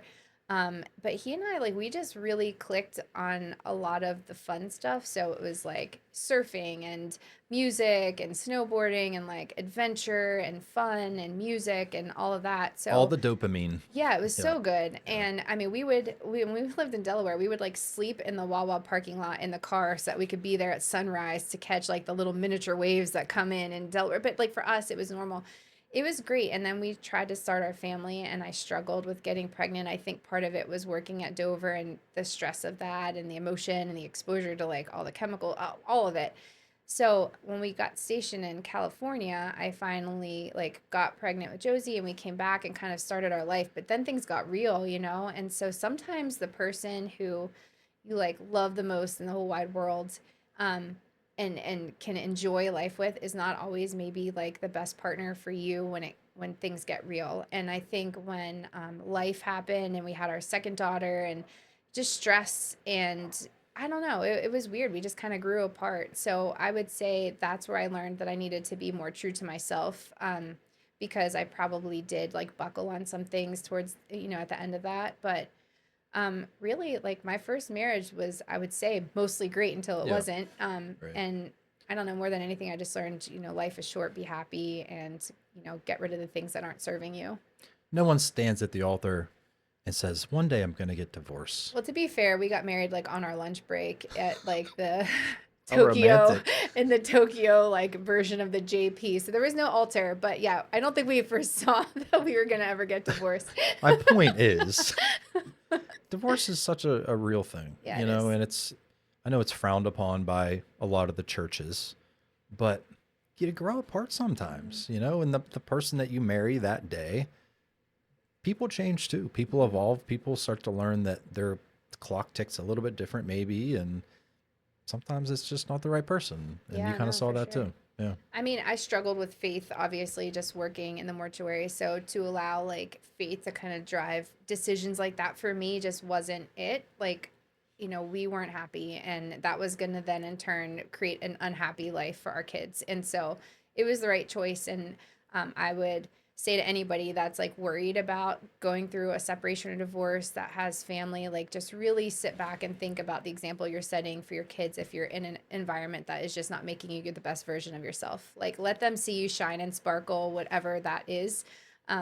But yeah, I was really worried because there was no divorce in my family. So I'm like, oh my God, what's my family going to say? And then, at the end of the day, it's family. They love you. They'll support you. You'll get through it. But Yeah. I mean, I'm divorced myself and I rocked the boat. I was the first one to get divorced and it was under different circumstances.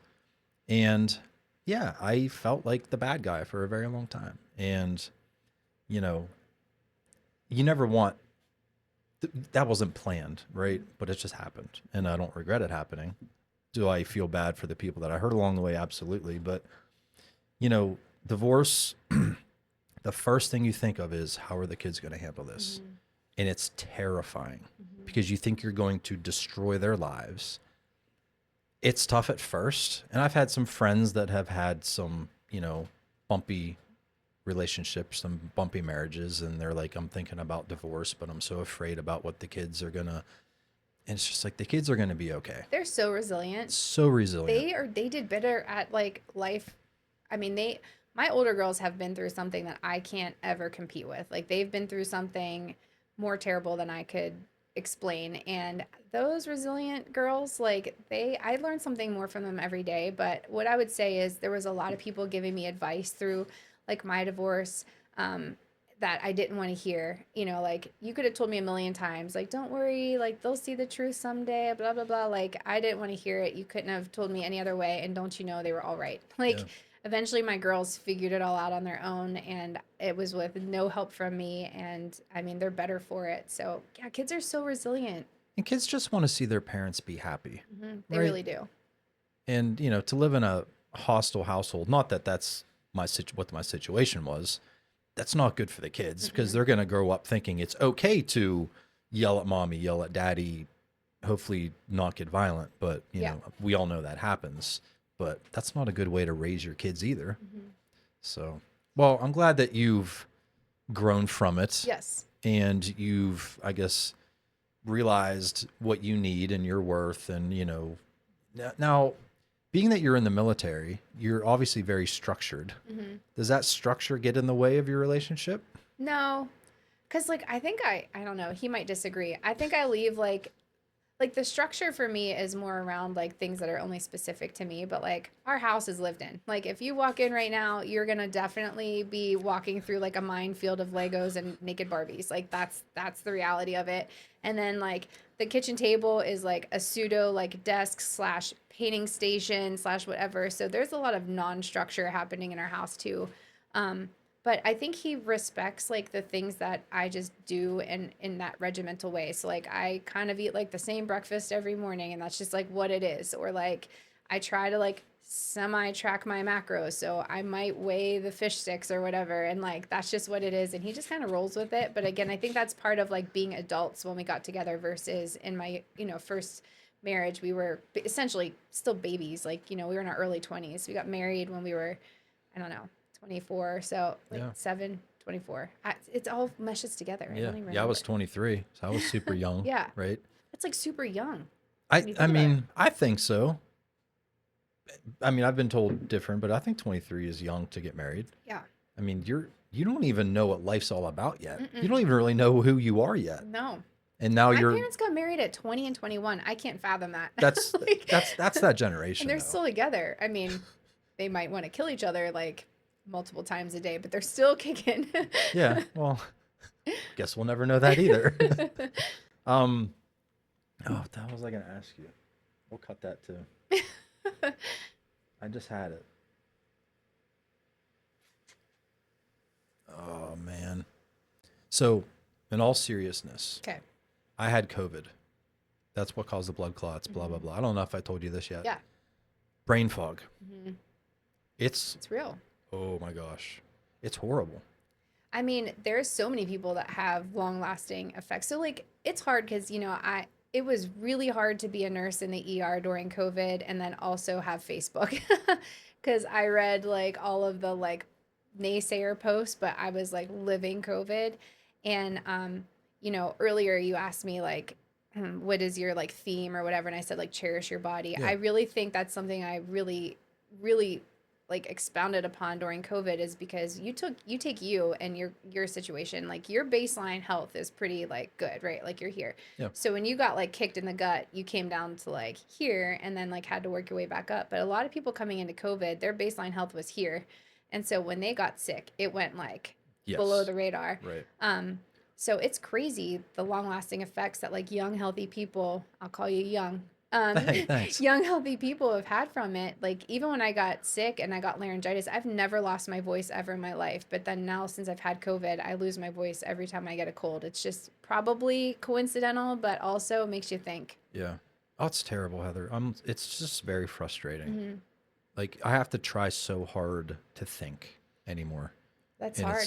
It's just nonsense. And I'm very self-conscious about it. And it's like I try to stay ahead of it, but that's just even more exhausting. Right. And it's just well, if it's any consolation, I don't think anybody else notices. I've never noticed it. I mean, not. Maria, on the other hand, I mean, I asked her, actually, I asked her the other day, I said, have you noticed a change in me, like speaking or being more attentive and I don't think she really said much. You know, she's like, not really. But actually my boss the other day, I was on a Teams call with him. So he's had COVID and he's had the memory and the cognitive issues that I'm having now. So he and I are like really relating on the same level. And I was telling him about all the stuff that he's like, oh my God, dude, I went through the same thing, blah, blah, blah. So the other day on the call, he said, it sounds like you're having a good day. Because I was like on. Yeah. He's like, you sound very alert today. And I didn't even, it was like completely just out of the blue. I didn't like ask him, hey, how do I sound today? But he knows, like, he knows the pain I'm going through right now with that. Yeah. And he was just like, you sound like you're having a good day. I'm just like, and I felt really good that day. And it was funny he said that because I'm like, today just feels like a good day. And I can't find any correlation between the good days and the bad days. Yeah, that's odd. I But mean, there's lots of studies. So, like, yeah, Pitt, I think, is still running a bunch of studies yeah, on those effects. But yeah, I mean, there's something to be said there. yeah. I hope it goes away because it fucking sucks. I know, I can imagine. So Heather, you got 4 lovely girls. Tell I me about do. your kids. So Josie is my oldest. She'll be turning 18 next month. She's gonna be heading off to IUP in the, I guess, spring, summer, fall, whenever it is that they go off to college. Then How's it make you feel knowing you have a kid in college? it is bizarre. I mean, bizarre. First of all, like, kudos to me. I got one to adulthood. Like, that's like a huge accomplishment, right? Yeah. Like, I think. Um, but man, she's just like such a good person. She's going for elementary education and like she's meant for it. The way that she treats my little ones, specifically the 4-year-old. It's funny. We were at church one time and some lady came up and gave like a prayer card to Josie and was like, "You're doing such a good job." And I'm like, "Oh my goodness." They think that because she's just such a natural with, Oh, like it was her like, they mom. definitely think that Josie's a teen mom, but 'cause she's just so good with her sisters, like truly. So I'm super proud of her. She experienced something pretty tragic handful of years ago and had to respond in a very adult manner. And I literally can't gush enough about how well she's impressed me as a person. So yeah, she's awesome. And then Maddie, she's 16, trying to get that license. She like mucks horse stalls, like at a mini horse farm, which, like, believe it or not, there's one near here. Yeah, What's mucks? like scoops shit. Yeah, Why she's did like you a say so? tiny little thing. Like, I don't know if you've seen Maddie. She's this tiny little thing, and I don't know. It's like something like 20 horse stalls, and she does it every weekend. What And got her into scooping shit? she just really likes horses. She has huge aspiration. What's crazy is she's got like a 4.2 GPA. Like, she's super brilliant. But So yeah, wait, this is like your story. You got into dental yeah, hygiene to clean hot guys' teeth. She just wanted to like ride and pet horses. yeah, she just wants to pet Meanwhile, horses. Yeah, so she scoops shit and at this like mini horse farm, and she absolutely loves it. It's like laborious. So for homecoming, I went to help her because I wanted her to be able to have time to get home and like de-shit herself so that she smelled good. And like it was actually like it's hard work. It's heavy, man, and you got to put it in the bucket and you dump the bucket into like the churny thingy. It's like a whole thing. But horses she shit a lot. I know. So she wants to get into barrel racing. So that's her Okay. current hobby, and she wants to be an equine veterinarian. So she's looking at going out west to go to college to take care of horses. Got to start somewhere Yeah, in the trenches. I'm telling you, she's really working her way up. Started from the bottom. Oh my! I don't think it could get any lower than No, that. yeah. I'm sure you're And really she good at what loves you it. do. Yeah. Yeah. I'm so proud of you, baby. Yeah. And then Gigi, she's 11. She's dyslexic. And so I've never had to deal with the world of like special needs or IEPs, but her dyslexia obviously compounds some things for her. It's like so cool to see life through her eyes though, because everything is flipped. It's not just like words, but there's just a lot of things in life that are flipped for her. You know, we put her in karate for a period of time, and like, you know, every kid's punching left and she's punching right, and you know, but she just handled it with stride, and she has come so far. The school has done a pretty good job of supporting us with all the different like therapies and interventions and stuff, so it's been definitely like a learning situation as a mom to like deal with a child that's got different, you know, just different needs than your other kids have needed. So Give me some that's been other an adventure. examples. I don't know too much about the condition. So, So like, what are like some other with real world examples? So, like in dyslexia, like her letters and numbers can be flipped, which makes reading very difficult. So, for her in a group environment, if she has to read in front of other kids, it sets her up for failure because she's going to stumble. Or, like, if she's the typing person, she struggles because there's no tactile. So, when she's writing something, her brain can process it a little bit better than when she's on keys, you know, typing it, which is hard because everything is computers these Yep. days. So it's just different. And so all of the subsequent testing that happens, like your IQ test and, you know, just any of your baseline tests are skewed for her because she can't really like read the questions or the sentences as well. So It's a challenge, but she overcomes it. Like she's definitely made huge progress, and it's just not like something I expected to deal with. We identified it during COVID when they were doing some of that homeschool stuff with the computers, and like things just wasn't like they weren't coming together for Yeah. her. And yeah, so that's what it Does it was. ever get better? Or I think like I've met so many people throughout this like journey with her who will be like, "Oh yeah, I'm dyslexic, but you know, I've overcome it by this way or that way." So, I don't know that it like gets better. I think you learn how to like just work? overcome Yeah. it better. Yeah. Yep. I think I'm no expert, but we're learning more on that every day. Yeah. And then Alessia, she's 4. She runs the house. So she's daddy's only daughter, like only biological daughter. So she has got him by like, yeah, the nuts. Like Does he have any kids of his own, or? just her. Okay. Yep. So that's it. So Oh, he came geez. in with a clean slate, and this little girl definitely cracks the whip on all of us. So Oh we all my bow down gosh. to Princess Lessie, and we all know who's in charge.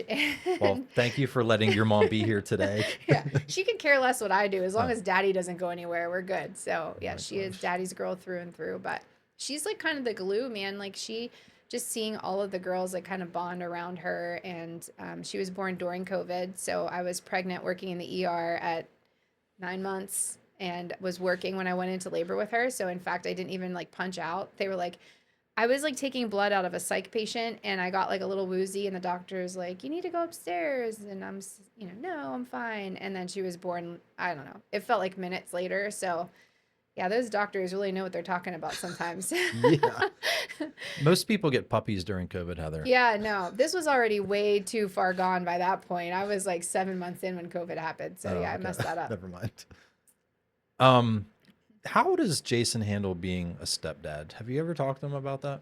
I think, well, I mean, he was with us when the older girls kind of went through a situation with like their dad that essentially kind of removed him from their lives a bit. And Jason had to kind of like fill that gap the best he could. There's no replacing like their dad. They were so close with him, love him to this day. Like they were daddy's girls also. And they cherish a lot about him and memories with him. So Jason never tried to like take that, Replace that, but yeah. he did try to support them, and he did a great job through that. I can't fathom what it was like to be brand newly married to this, kind of getting this new secondhand family, and then having to go through definitely the most difficult thing those girls will experience. But he did it with stride. I don't know. He's just like kind of a natural with like people, so it works out. He has his own little bonding thing with each of them, so it's interesting to watch. Yeah. But just like any, I think teenage girl or boy, and like with a step parent, there's still always like, some step parent angst that happens. So Yeah, it's a real thing. Mhm. And I consider myself a step parent, even Yeah. though Maria and I aren't married, but it's just different. I Mhm. don't know what it is. Yeah, I love them Yeah. dearly, but I don't know. It's just they're not mine, so it's just something's off. Well, I think like you have to like you feel I don't know because I'm not a step parent, but I think with Jason there's like this weird like how far do I go with like discipline or saying yes or no. So there was a lot of like ask your mom like diversion that happened at first, and I think like especially with teenagers, it's just really tricky. I'm definitely afraid to. I don't want to say afraid, but I guess I'm not as assertive as I'd like to be sometimes. Like, yes, they're in my home, our home, and sometimes I want to be able to like, I guess, vocalize my opinions a little bit more, but I'm afraid to take it too far. Like you said, it's a tough situation to be in. I know. And there's like so many emotions and things. You're And, not that they'd ever say you're not my dad, you're not my boss, blah blah right. blah, but I'm sure they might think that. Yeah. Like, Yeah, here my here are girls have you. never said that, but I'm sure. Yeah, like you said, like at some point in time, they're probably like, Like, whatever, bro. I'm gonna go ask mom. Go do another podcast and stop telling me what to do. I don't know. I saw you guys at the gym. He seems like you guys seem to have a good Yes, relationship. Cam and I have bonded over typical dude stuff. Yeah. Right? Lifting weights, fast cars.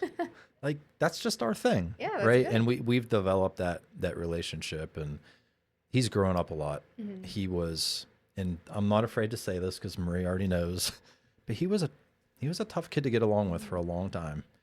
And he was a little dickhead. He just really was. And he might have been dealing with some stuff, you know, with his mom and dad separating. Who knows, right? And I don't want to place judgment on him for how he acted because everyone copes with things differently. For sure. But man, it was tough. Yeah.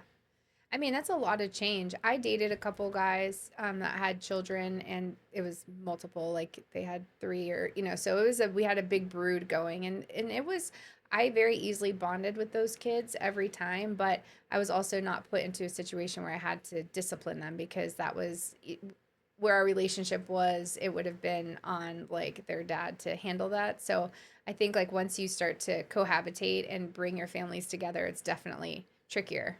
I don't envy that.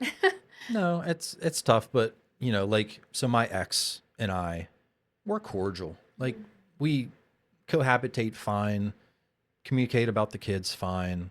I mean, I was just at her parents' house the other day for my daughter's birthday party. That's awesome. And Maria was there, and we were sitting at the table together, and it's fine. Yeah. You know, it wasn't always like that. Mm-hmm. You know, I was the devil for a very long time, and I'm sure there's still some hard feelings, but everyone's moved on, and we all have our own lives now and whatever. But anyways, that's not always the case. You know, there's some exes that fucking want to kill each other. I know.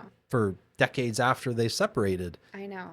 And that's like terrible. So hard on the kids too. It is. Like to like have the negativity. So even like when we split, I really genuinely, my kids would tell you like this is a true statement. I just never spoke ill of their dad for any reason. Like whatever crap he and I had between one another, we kept it with our, you know, between us at our level. But I just never did. I don't think anything good would come of it. And again, you know, you had all these people in your life telling you like, don't worry, like the girls will figure it out in time. Like you don't need to say anything because, you know, they'll make their own assumptions and opinions in life. And that was all 100% true. So I'm really grateful that I never did speak ill of him because like it would have done no good. And I think at the end of the day, you know, I loved him very much and we started a beautiful family together, and there's just no use in kind of like putting our crap in their heads.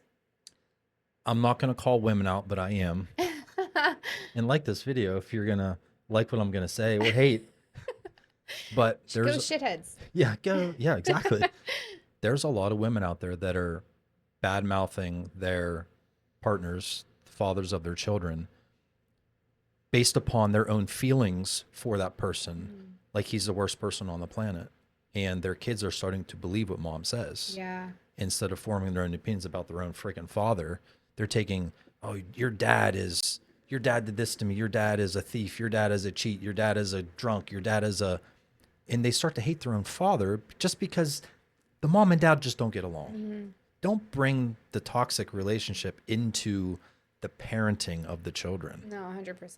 That's just, it's like kids, like we said, they're resilient, but they're also very smart, and they will see through that. And you, whoever you are that are saying those things, are going to end up the bad guy in the long run. Like whoever's doing the more smack talking is then going to end up being the worst of the two. So doing no favors by bashing your partner. I don't think. Hashtag shithead.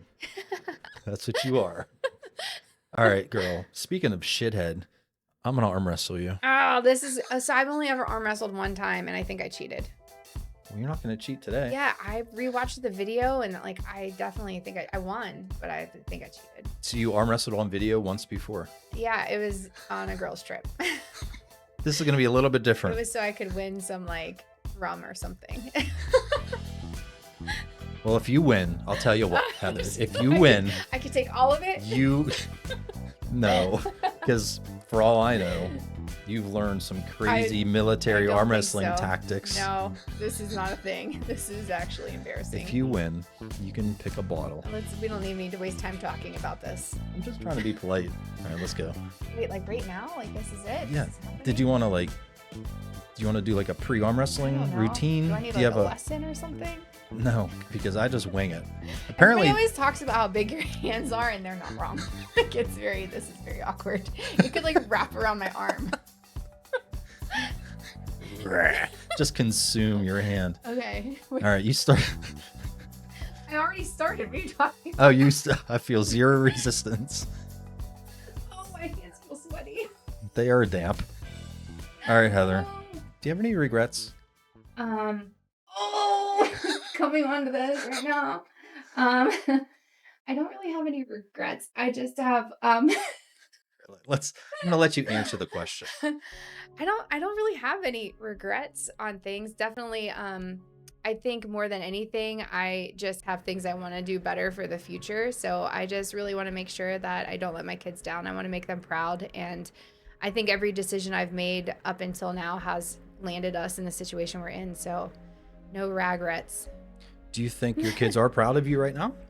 I do. I mean, I don't know that they're going to verbalize that in that way just yet, but I see it in things that they say or talk about. And I think that they know at the end of the day, I do everything with good intentions. That is like my number one kind of motto for life that I've instilled with them is everything you do, no matter what the outcome, if you did it with good intentions, something positive will come back for you. And so, yeah, I think they're proud. What's one thing that you want to improve on? I probably want to start to like reel in when I said like I have sometimes unrealistic expectations of people. I would like to try to be less like that and respect that not everybody has the same experiences and troubles, and yeah, just kind of like meet them where they are and be like, I don't know, a little bit more gracious to those folks who, A little less judgmental, maybe. yeah. Like I try not to be judgy, but sometimes I'm just like, come on, dude. Look, I don't like being judgy either, but there's just people out there that they just don't deserve a positive opinion of them. Like they are true shitheads, right? Yeah, And no. I hate to say agreed. it. Yeah, I'm sure there's positive aspects about them, but there's just nasty people out there, you know? So, and I'm not afraid to say that. And if you're one of them, change your ways. Don't be a shithead. Like the video. If you enjoyed Heather's company, please subscribe, watch one of these episodes, and I will see you on the next episode of Barbells and Bourbon. Peace. Thank you. That was fun. Yeah.